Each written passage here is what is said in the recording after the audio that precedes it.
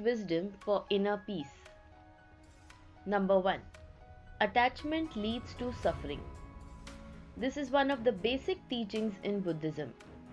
We suffer because we attach ourselves to external things, which in essence are beyond our control. By doing this, we actually resist the fundamental truth about existence.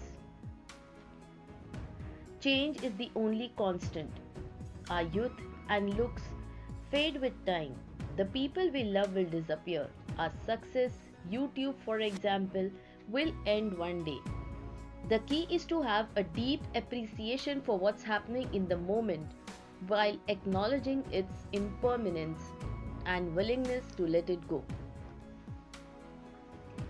I quote the Buddha, "The good renounce attachment for everything. The virtuous do not prattle with a yearning for pleasure. The wise show no elation or depression when touched by happiness or sorrow." Number 2. Desiring the right things. Another basic Buddhist teaching is that deep desire, also known as craving and lust, poisons the mind and makes us restless and even sick. However, this doesn't mean that we should aim to destroy desire completely. Even Buddhist monks desire, which is a deep desire for enlightenment. And you might be interested in Buddhism because your desire relief from pain. So, there's nothing wrong with desire in itself. The key is to desire the right things and to arm ourselves against the wrong things that lead us astray. In Buddhism, this means training the mind. I quote the Buddha, "Just as rain breaks through an ill-thatched house, so passion penetrates an undeveloped mind. Just as rain does not break through a well-thatched house, so passion never penetrates a well-developed mind." Number 3. Pursuing sensual pleasures leads to suffering. What we shouldn't crave for, according to Buddhism, are sensual pleasures. Sensual pleasures aren't wrong in itself, but one's indulgence in them can become a source of evil. Things like greed, gluttony, and addiction stem from cravings to fulfill sensual pleasures.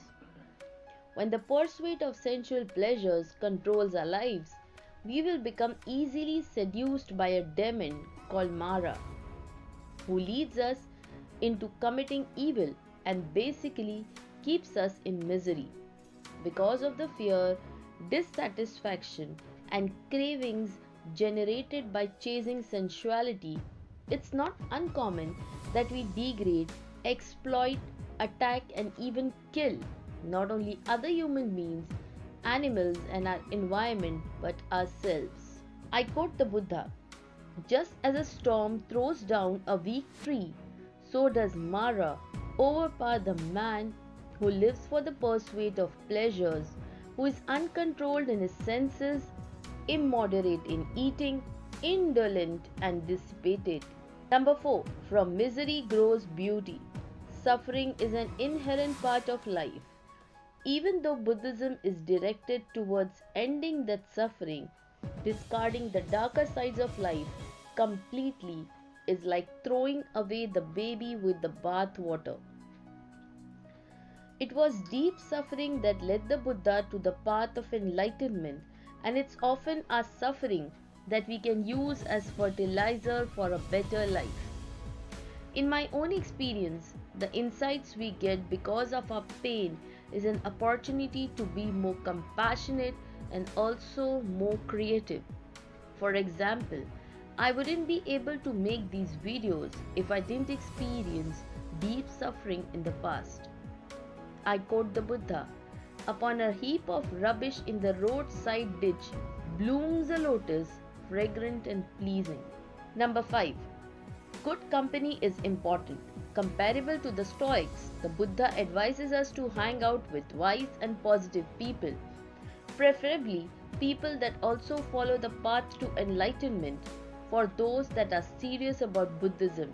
This means seeking the company of a Buddhist community, or even becoming a monk or nun.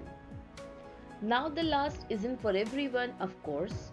The Buddha goes as far as saying that you are better off in solitude than to be in the company of foolish people or those that have a bad influence on us. And I personally think that's sound advice. I quote the Buddha: "Better it is to live alone. There is no fellowship with a fool. Live alone and do no evil. Be carefree like an elephant in the elephant forest." Number 6. A trained mind leads to happiness. The cornerstone of Buddhism is the practice of meditation. The goal of meditation is achieving freedom from the mind that has generally grown out of control.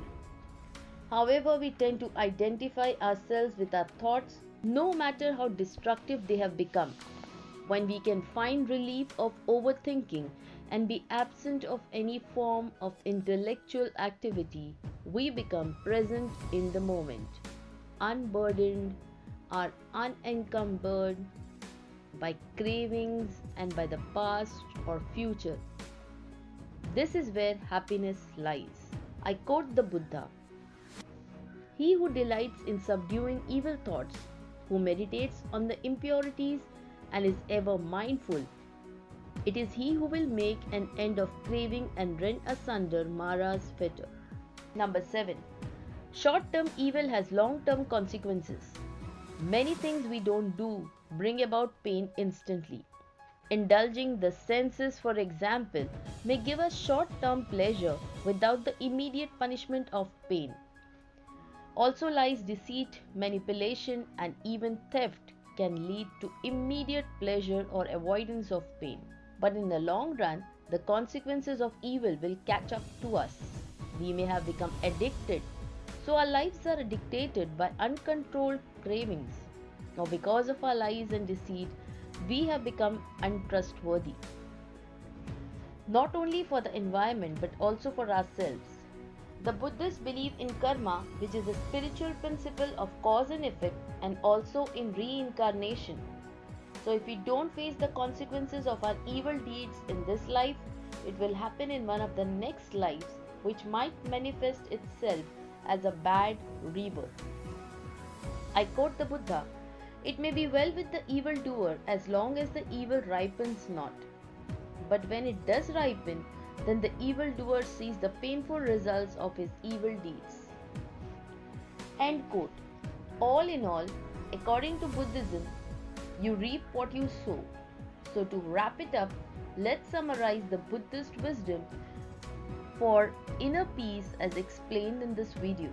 Number 1. Attachment leads to suffering. Number 2. Desiring the right things. Number 3. Pursuing sensual pleasures leads to suffering. Number 4.